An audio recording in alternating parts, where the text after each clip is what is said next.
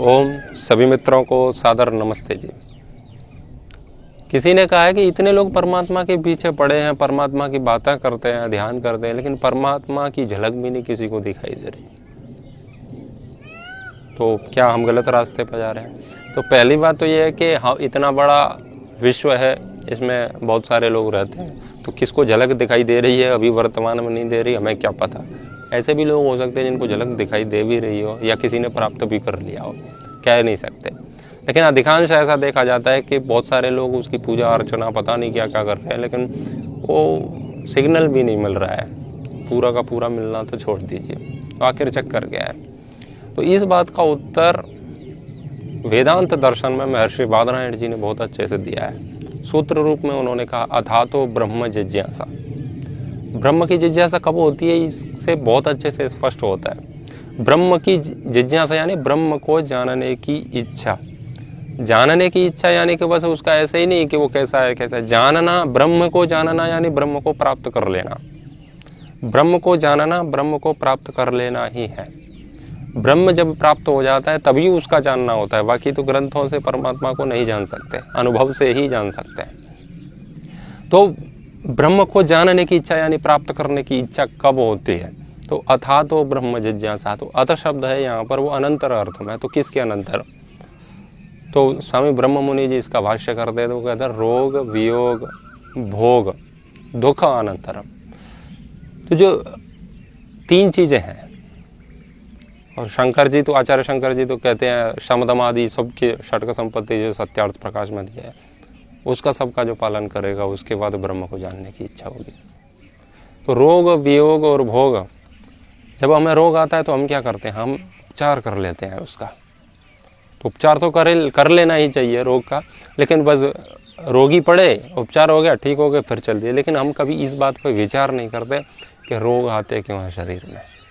यदि हम विचार करें कि रोग क्यों आते हैं तो पता चले हमें कि ये शरीर भोगायतन ही नहीं रोगायतन भी है, और हमें इससे छुटकारा चाहिए, वो कैसे मिलेगा? ऐसे प्रश्न हम कभी उठाते नहीं हैं। हम बस चिकित्सा के लिए जाते हैं, ट्रीटमेंट ले लिया, औषधियाँ ले ली और बस हम ठीक हो गए। अब मतलब इन्हें ध्यान ही नहीं रहा कि हम बीमार भी होते हैं तो क्यों होते हैं। वियोग, जब किसी से वियोग हो जाता है तो एक छूट गया तो दूसरे को पकड़ लेते हैं, दूसरा छूट गया तीसरे को पकड़ लेते हैं। या तो कोई वैसे वियोग हो जाए कि हमें छोड़ के चला जाए, कोई धोखा दे देता है हमारे साथ, या फिर कोई मृत्यु हो जाती है हमारे परिवार में, तो वो चला गया, तो हम दूसरे सहारे खोजते हैं। हम सहारे पकड़ते हैं, लेकिन ये कभी भी मस्तिष्क में नहीं लाते, विचार कभी नहीं करते कि वियोग हो क्यों रहा है। जब पता चल जाए, ढंग से विचार करें कि वियोग होता है क्योंकि शरीर अनित्य है, यहाँ पर कोई भी परमानेंट नहीं रहने वाला है। तो ऐसे विचार करें तो पता चलेगा कि हम किसी से फिर जुड़ने की आंतरिक रूप से आवश्यकता ही नहीं होगी, क्योंकि हम जिसे समझते हैं ना उसको परमानेंट समझ लेते हैं, हमेशा के लिए स्थायी शाश्वत, जबकि ऐसा नहीं होता है। तो किसी से भी वियोग हुआ तो हम सोचते ही नहीं कि ये व्यक्ति मर गया, तो वो क्यों मर गया, क्या ये जन्म मृत्यु बार बार होते रहते हैं, क्यों होते हैं? इसके पीछे बहुत सारे प्रश्न वो खड़ा करता रहता है, चिंतन करते करते। एक दिन सबको मर जाना है, तो इस बार बार के जन्म मरण से हम कैसे छूटें, इसका कभी विचार नहीं करते। भोग, भोगते जा रहे हैं, भोगते जा रहे हैं। इच्छा हुई, पैसा कमाया, खरीद ली कोई चीज़, भोग लिया। फिर इच्छा हुई, और ज़्यादा पैसा कमाया, फिर वो भोग लिया।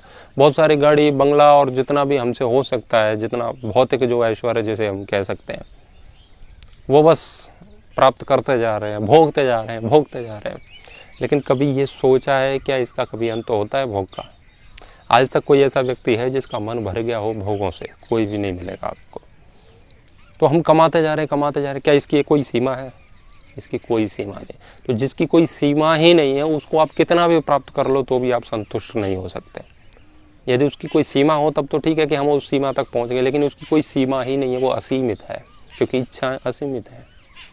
तो इस बात पर हम कभी विचार नहीं करते। तो रोग वियोग भोग और इन सब से जो दुख मिलता है उस पर कभी विचार नहीं किया कि भैया ये सब करोगे तो दुख मिलेगा ही, और दुखों से छूटना है तो ये सब छोड़ना पड़ेगा, इस पर चिंतन करना पड़ेगा। यानी कि ये सब सारी चीजें समझ जाएंगे तो वैराग्य होगा, और जब सबसे वैराग्य हो जाएगा तब ब्रह्म को जानने की जिज्ञासा का हमारे हृदय में उदय होगा, उससे पहले नहीं। क्योंकि जब तक हमारे पास कोई विकल्प होता है ना, तब तक हम और कुछ खोजते ही नहीं है। अभी सच बताएं तो हमको परमात्मा की कोई आवश्यकता नहीं है। हमको आवश्यकता है नाम कमाने की, हमको आवश्यकता है पैसा कमाने की, हमको सम्मान की इच्छा है, और इससे ज़्यादा कुछ नहीं है। हमें बस भोगने की इच्छा है। तो जब तक तुमको ये पृथ्वी के जो भी पदार्थ हैं वो पसंद है, तब तक आपको, हमको, किसी को भी ब्रह्म को जानने की जिज्ञासा हो ही नहीं सकती है। ब्रह्म को जानने की एक ही शर्त है कि बस तुमको ब्रह्म को ही जानना है, अब किसी और को नहीं। लेकिन हमारे पास तो बहुत सारे विकल्प हैं। हमारे सामने कोई बड़ा सा ट्रक पैसे का भर के रख दे और वो कहे कि ये इतना पैसा है और ये ब्रह्म है। कल्पना करिए, यूँ तो ब्रह्म किसी के सामने नहीं लाया जा सकता ऐसे, लेकिन कल्पना करिए कि सामने किसी के ब्रह्म एक विकल्प रख दिया और एक ये रख दिया, या किसी को ऐसा साधन बता दिया उपासना के कि इस उपासना से, इस ध्यान से आपको वो ब्रह्म मिलेगा जो इतना विराट है, और ये ट्रक ले जाओ ये पैसा मिलेगा, आपको एक ही मिलेगा। तो हम क्या लेंगे? तो हम यहाँ से तो कह सकते हैं कि हमें तो ब्रह्म चाहिए, लेकिन अंदर से सही बात तो ये है कि हम ट्रक को पकड़ेंगे कि इतना पैसा है, जीवन बढ़िया बीतेगा, क्या आवश्यकता है, ब्रह्म तो कहीं जाने वाला है नहीं, ट्रक तो चला जाएगा फिर किसी और के हाथ, तो ब्रह्म को अगले जन्म में प्राप्त कर लेंगे।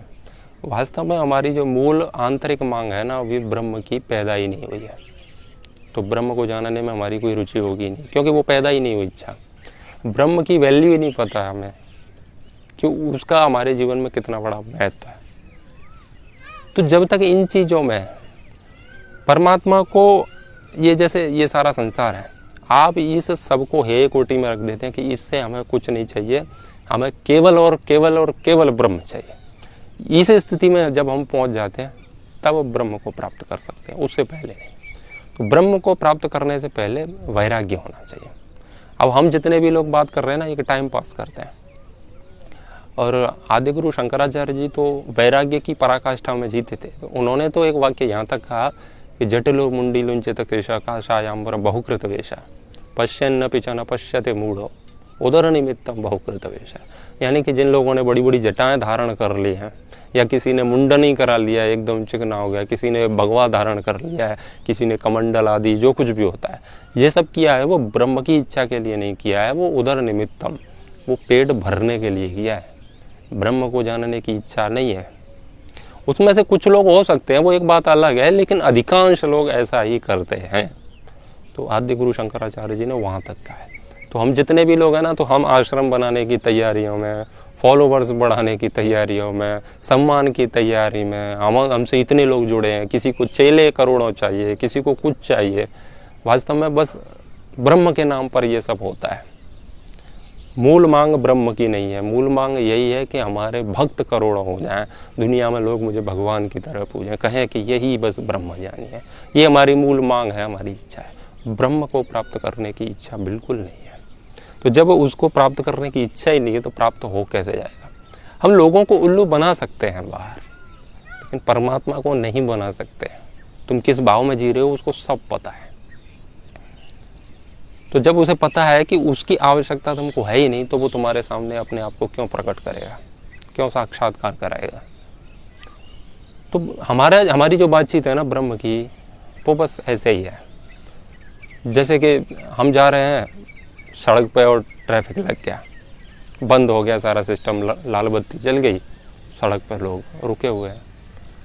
तो अब हैं, हमें ऐसे दिखते हैं कि हाँ भैया ये परमात्मा की बात करते होंगे, तो लोग, अब उसमें दिख रहा है 1 मिनट है, तो बगल वाला गाड़ी वाला पूछ लेता है हमारी गाड़ी में, अच्छा गुरुजी परमात्मा कैसा है, आपने कभी देखा है उसको, आप वो कैसे मिलेगा? वो प्रश्न कर रहा है।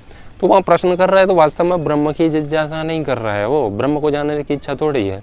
वो उसका ध्यान उधर है। उसको पता है कि 1 मिनट में अभी ये जाम खुल जाएगा, उसके बाद निकलना है, तो 1 मिनट तक क्या करें, तब तक इनसे टाइम पास कर लेते हैं।